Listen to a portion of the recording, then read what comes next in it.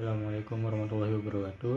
Saya Farhat Nur Syabadi, NIM 23383051032 dari kelas MBSA, di mana saya akan menjelaskan tentang alat kendali mutu UMKM.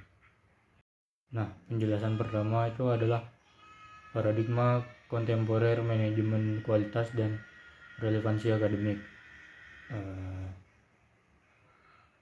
Kualitas dalam pengertian teknis dan manajerial didefinisikan sebagai tingkat kesesuaian sebuah produk atau layanan terhadap standar yang ditetapkan serta kemampuan untuk memenuhi atau melampaui ekspektasi pelanggan.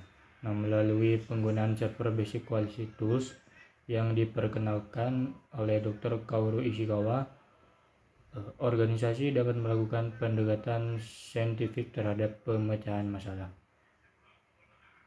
Nah, penjelasan yang kedua ada fondasi pengumpulan data atau mekanisme dan strategi desain check sheet.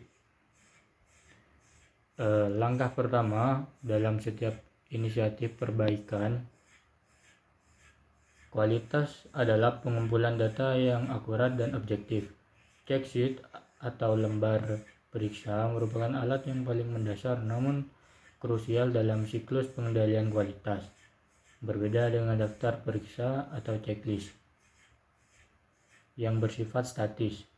Check sheet adalah formulir yang dirancang khusus untuk mengumpulkan data secara real-time di lokasi di mana data tersebut muncul.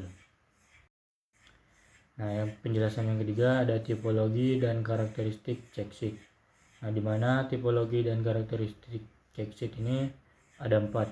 Yang pertama, pemeriksaan item cacat, di mana mencacat frekuensi munculnya jenis cacat tertentu dalam parade waktu tertentu. Yang kedua, pemeriksaan penyebab cacat. Nah, menghubungkan kejadian cacat dengan faktor spesifik seperti mesin, operator, atau bahan baku. Yang ketiga, diagram konsentrasi defek, menunjukkan lokasi fisik terjadinya cacat pada sebuah produk melalui representasi visual. Nah, yang terakhir, pemeriksaan konfirmasi, memastikan bahwa seluruh tahapan proses atau inspeksi telah dilakukan sesuai standar. Penjelasan yang keempat adalah struktur geometris dan komponen diagram. Diagram Pareto adalah grafik batang khusus yang disusun berdasarkan urutan frekuensi atau dari yang terbesar hingga terkecil.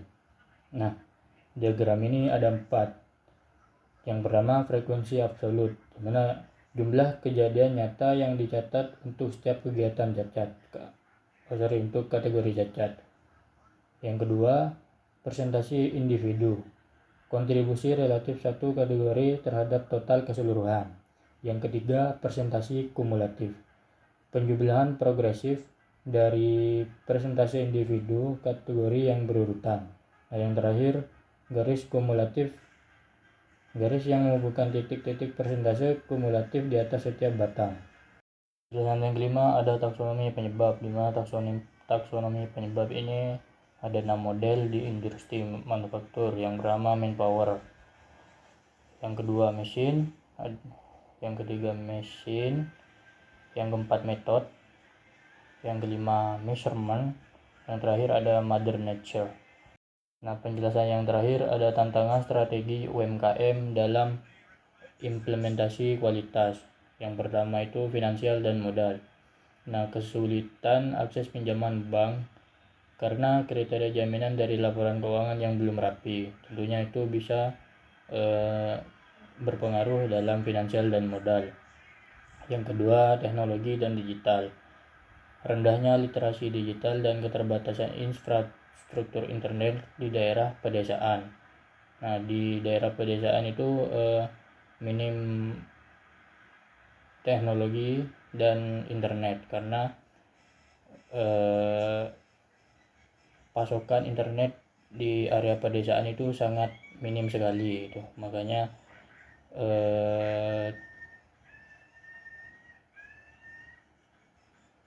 bisa berpengaruh di dalam implementasi kualitas UMKM. Nah, yang ketiga itu legalitas dan standar. dan standar. Proses perizinan dan sertifikat seperti hasil atau BPOM yang dianggap rumit dan mahal. Yang terakhir, sumber daya manusia, ketergantungan pada tenaga kerja sekitar yang seringkali bekerja tanpa kontrak formal atau pelatihan memadai. Nah, mungkin itu saja yang bisa saya jelaskan tentang alat kendali mutu UMKM. Terima kasih. Assalamualaikum warahmatullahi wabarakatuh.